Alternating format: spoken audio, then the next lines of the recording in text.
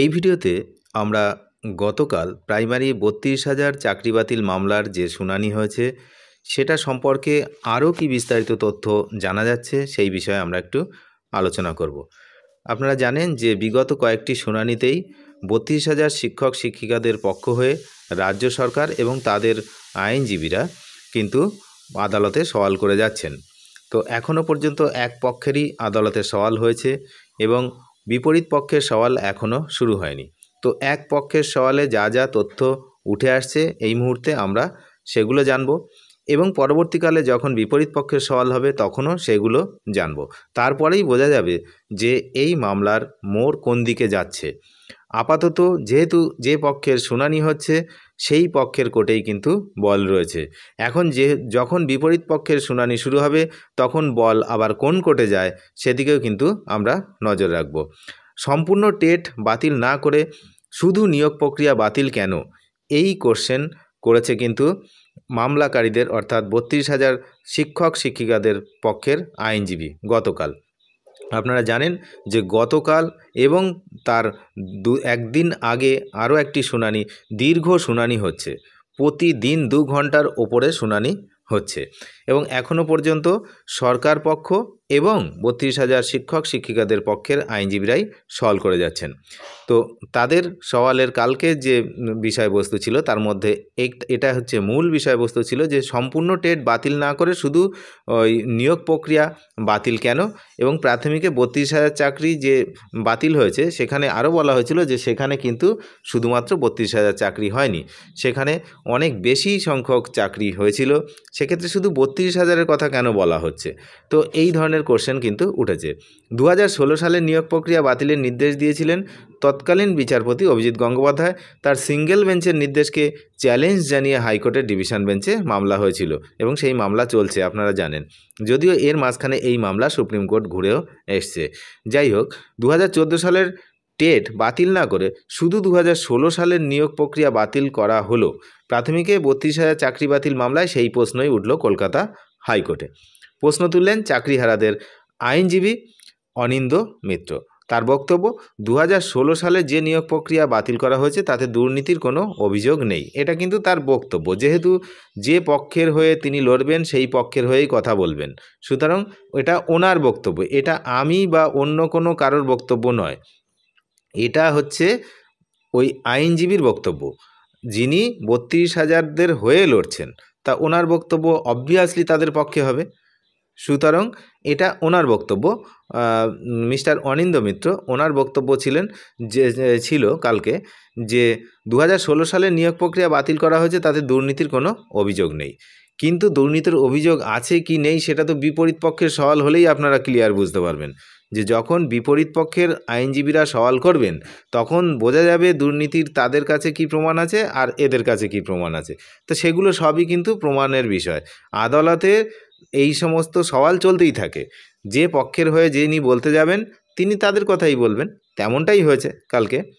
তো এখান থেকেই অনেকে মনে করছেন যে এই মামলার মোড় কিন্তু ঘুরে যেতে চলেছে, কিন্তু সেটা এই মুহূর্তে বলা সম্ভব নয়, তার কারণ এখনও শুনানি চলবে এবং আমি যেটা বললাম, এখনও যারা আবেদনকারী, যারা মামলা করেছিলেন মূলত, তাদের শুনানি শুরু হয়নি, তাদের আইনজীবীরা সওয়াল করেনি, শুধুমাত্র সরকার পক্ষ এবং ৩২,০০০ শিক্ষক শিক্ষিকাদের পক্ষ হয়েই সওয়াল হচ্ছে।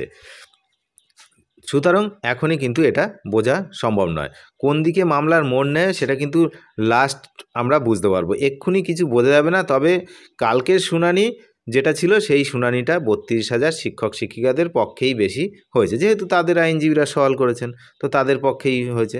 এবং সেখানে আদালতের যে অবজারভেশন, সেই আদালতের অবজারভেশন কালকে কিছুটা হলেও এই ৩২,০০০ শিক্ষক শিক্ষিকাদের পক্ষে গেছে।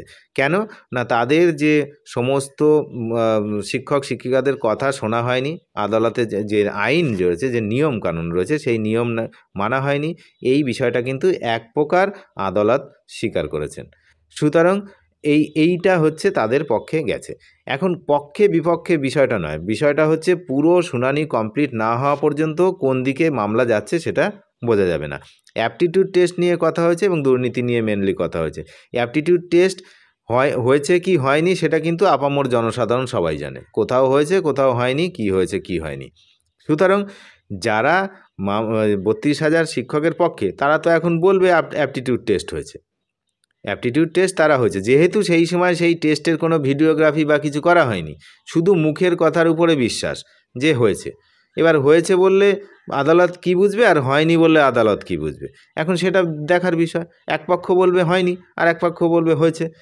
এবার আদালত চায় প্রমাণ, আদালতে কোনো মুখের কথায় কাজ হয় না, প্রমাণ। এখন যদি অ্যাপটিটিউড টেস্ট না হয়ে থাকে, এমনি হয়নি আপনারা জানেন অনেক জায়গায়, কিন্তু তার প্রমাণ কোথায়? প্রমাণটা তো নেই, তখন তো ভিডিওগ্রাফি হয়নি। এবার কিছু লোকের যে ডেকে জিজ্ঞাসাবাদ করলে সে বলবে হ্যাঁ হয়েছে, হয়নি, আর কিছু পক্ষ বলবে হ্যাঁ হয়েছে। এখন যারা হচ্ছে ওই 32,000 শিক্ষক চাকরি বাতিল যে হয়েছে, তাদের শিক্ষকদের পক্ষে যারা শিক্ষিকা, তারা বলবে অ্যাপটিটিউড টেস্ট হয়েছে, আর যারা পক্ষে নেই বিপক্ষে তারা বলবে হয়নি। এখন এটা তো মুখের কথা, এর কি কোনো প্রমাণ আছে? তখন কি কোনো ভিডিওগ্রাফি বা এই ধরনের কিছু করা হয়েছিল? যারা ইন্টারভিউ দিয়েছেন সবাই জানেন যে কোনো ভিডিওগ্রাফি বা কিচ্ছু হয়নি, তাহলে কিভাবে প্রমাণ হবে? এখন না হয় পরবর্তীকালে হচ্ছে এখন যে সমস্ত ইন্টারভিউ হচ্ছে বা অ্যাপটিটিউড টেস্ট এখন নিচ্ছে, সেগুলো পরবর্তী যে সমস্ত নিয়োগের জন্য ইন্টারভিউ হয়েছে সেখানে সব ভিডিওগ্রাফি করা হচ্ছে, আগে তো ভিডিওগ্রাফি করা হয়নি।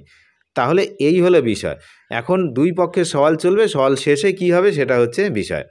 তাহলে ওই যে নিয়োগ প্রক্রিয়া ছিল, সেই নিয়োগ প্রক্রিয়ায় যে অনিয়ম উঠেছিল, বরং দুর্নীতির অভিযোগ উঠেছে 2014 সালের টেটে, যার ভিত্তিতে পরবর্তীতে 2016 সালের এই নিয়োগ প্রক্রিয়া সম্পূর্ণ হয়। তবে কেন সম্পূর্ণ টেট বাতিল করে দেওয়া হলো না, নিয়োগ প্রক্রিয়াটি বাতিল করা হলো কেন? তাহলে বুঝতেই পারছেন যে পুরো টেট কেন বাতিল না করে ওই নিয়োগটাকেই কেন বাতিল করা হলো, এই প্রশ্ন তোলা হয়েছে 32,000 শিক্ষক শিক্ষিকাদের পক্ষে মিস্টার অনিন্দ মিত্র তিনি তুলেছেন। যদিও টেটে দুর্নীতির অভিযোগগুলির ভিত্তি নেই বলে ওই আইনজীবীর দাবি। আমি আবারও বলছি যে টেটে যে দুর্নীতি হয়েছে সেই অভিযোগের ভিত্তি নেই বলে 2014 সালের টেটের ভিত্তিতে 2016 সালে যে নিয়োগ হয়েছে সেখানে অভিযোগ যে ওখানে টেটে দুর্নীতি হয়নি, এই যে অভিযোগটা উঠেছিল এটা দুর্নীতি হয়নি, এটা কে বলছেন? না 32,000 শিক্ষক শিক্ষিকাদের হয়ে লড়াই করা আইনজীবী অনিন্দ মিত্র। এটা আপামর জনসাধারণের কথা নয়, কিন্তু এটা তাদের পক্ষের আইনজীবী। আমি আবারও বলছি, যাদের পক্ষের আইনজীবী তারা তাদের পক্ষেই কথা বলবে, সওয়াল করবে, ঠিক আছে? তো ভিত্তি নেই উনি বলেছেন। এবার পরবর্তী সওয়ালে তিনি এসে অন্য তারা বলবেন যে হ্যাঁ ভিত্তি আছে কি নেই তারা প্রমাণ দেখাবেন। এইভাবেই তো আদালত চলে, এরকম করেই হচ্ছে প্রমাণের উপরে ভিত্তি করে চলে, কারোর মুখের কথায় হবে না। তো প্রাথমিকে 2016 সালে নিয়োগ প্রক্রিয়া বাতিলের নির্দেশ দিয়েছিলেন বিচারপতি অভিজিৎ গঙ্গোপাধ্যায়। তাহলে তার সিঙ্গেল বেঞ্চের রায়কে চ্যালেঞ্জ জানিয়ে এই যে শুনানি হচ্ছে, শুনানি বিচারপতি তপব্রত চক্রবর্তী এবং ঋতব্রত কুমার মিত্রের ডিভিশন বেঞ্চে। তো 2023 সালে বিচারপতি গঙ্গোপাধ্যায়ের রায়ে এই যে 32,000 চাকরি বাতিল হয়ে গিয়েছিল, বিচারপতি তখন একটি পর্যবেক্ষণে জানিয়েছিলেন যে ন্যায় বিচার আসলে আইনের ঊর্ধ্বে। তো এই যে কথাটা, ন্যায় বিচার আইনের ঊর্ধ্বে, sense of justice is above sense of law, এই কথাটা তিনি বলেছিলেন। তো সিঙ্গেল বেঞ্চে সেই পর্যবেক্ষণ নিয়ে প্রশ্ন তুলেছেন আইনজীবীর বলেছেন যে এটা আদালত, এখানে আইন নিয়ে কথা হবে, আইনের ঊর্ধ্বে রেখে কোনো বিচার কেন হবে, এটাই হচ্ছে ওনার বক্তব্য। যাই হোক, আইন ছাড়া কীভাবে ন্যায় বিচার দেওয়া সম্ভব এটা তিনি প্রশ্ন তুলেছেন। আমাদের দেশে আইনের শাসন মৌলিক কাঠামোর একটি অংশ, তাই আইন না মেনে কি রায় দেওয়া যায়, এই প্রশ্ন কিন্তু তিনি কালকে তুলেছেন অনিন্দ মিত্র।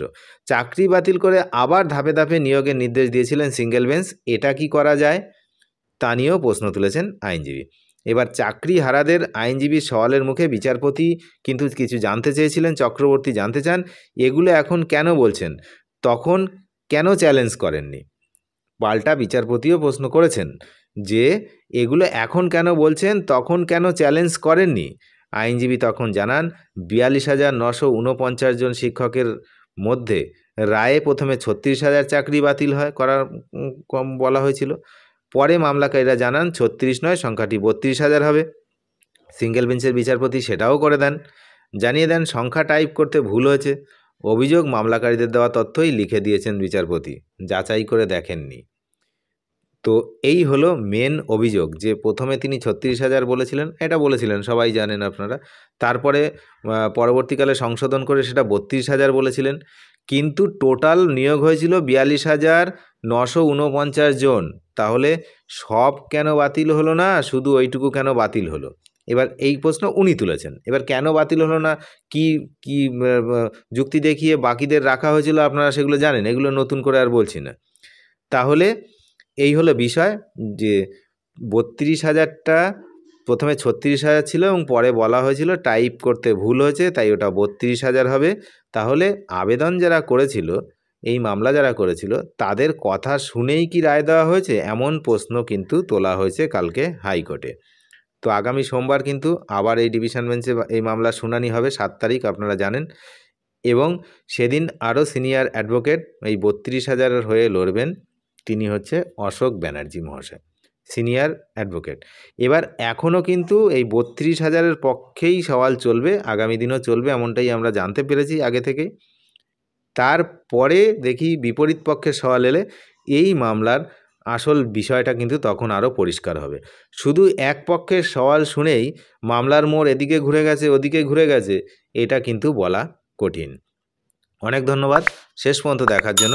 চ্যানেলে নতুন হলে অবশ্যই চ্যানেলটিকে সাবস্ক্রাইব করে সঙ্গে থাকবেন এবং নজর রাখবেন আগামী সোমবারের দিকে, কারণ আগামী সোমবার ডিভিশন বেঞ্চে এই মামলার পরবর্তী শুনানি রয়েছে। ধন্যবাদ।